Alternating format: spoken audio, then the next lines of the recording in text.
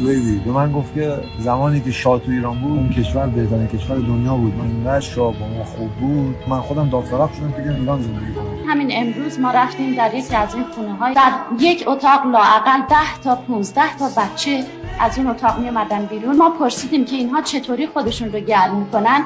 گفتن که اغلب سگ‌ها رو بغل میکنن که از گرمای حرارت بدن سگ استفاده بکنن. الان 7 ماه بیکاره، الان 6 ماه کرایه‌ام پس افتاده.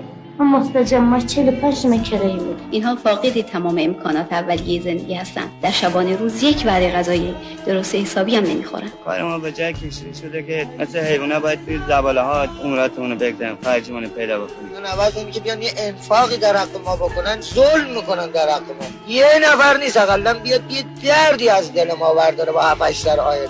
آب لوله کشی اصولا وجود نداشت. بعد از مدت‌ها 2 چاه زدن و لوله کشی موقتی بدون اینکه آب تصفیه شده باشه کردن. این پدرش مغنیه، صبح ساعت 6 میره، شبم که ساعت 7 غروب میاد. این بچه‌هاشون که 2 سال کچلی گرفتن، صبح تا شبم که بچه‌هاشون تو بلوسلونن. والا اینا خون فروشن، یعنی از روی استیصال و بدبختی خون خودشونو میفروشن. یه ساندویچ بهشون میدن 15-20 تومن کیشون. وضعیت ما خرابه. صبح کار میکنیم تا ظهر، که نونی بگیریم اونم میریم با خونه دل